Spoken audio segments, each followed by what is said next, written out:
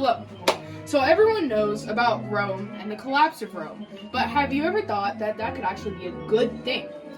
So the Roman Empire's collapse, it was a major shift in history, and it was one of the most important shifts and points in history. Now, my research on this topic is extensive, and hopefully you learned something from this presentation. So, there was the collapse of Rome was caused by barbarian invasion and slave labor, and this was actually a building block of modern civilization and left a legacy for civilizations that came after. So first we're going to be taking a look at a couple of reasons why Rome collapsed. So according to Evan Andrews from an article in 2019, invasions from barbarians and an over-reliance on slave labor were some of the reasons why Rome fell.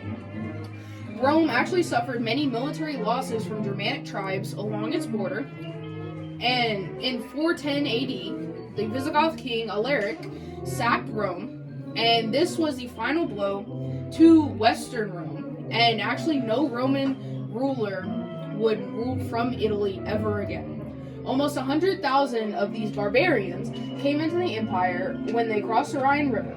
Now, this handout right here that I gave y'all in the beginning of the presentation is showing different barbarian invasions and showing when they crossed the Rhine River into Rome. Another factor is the economic instability and an over-reliance on slave labor. State funds were dwindling because of constant wars and overspending.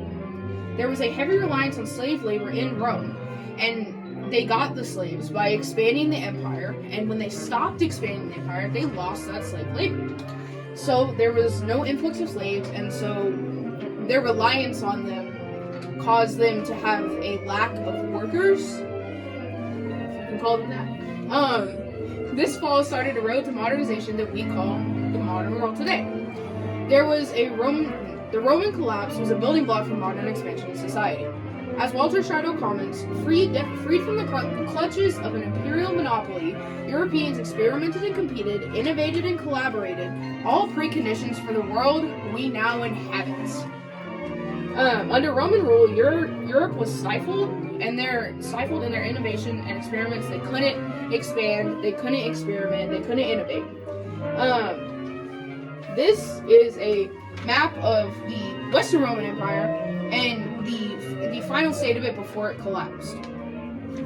Even though Europe, for 1500 years after the Western Roman Empire collapsed, they were splintered, they still made progresses in things like human welfare and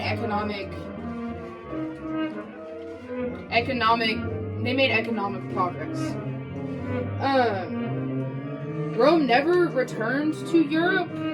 Western Rome never returned to Europe, their original territory, unlike different empires like China, who they collapsed and then they came back to China. And so these early empires after Rome that occupied Europe are the precursor to modern nations. Environmental factors caused a fractured Europe, and this may seem bad, but challenges tested these nations, and these nations, when they were tested, they got better, they improved, and led to being better and more collective.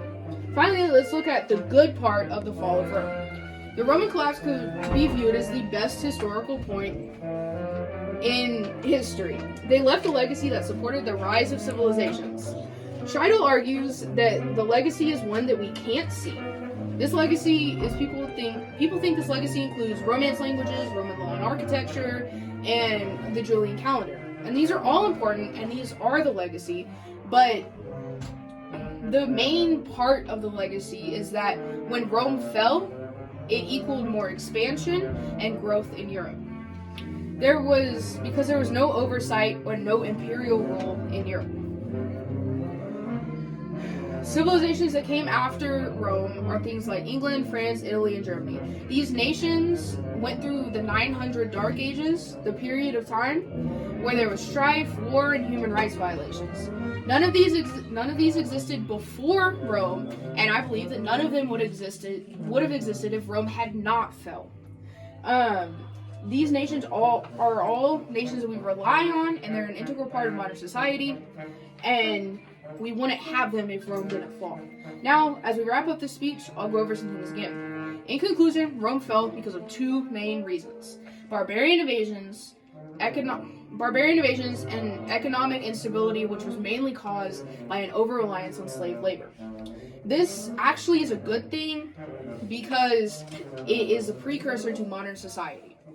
Now, the legacy that Rome left is something that we cannot see, but it exists.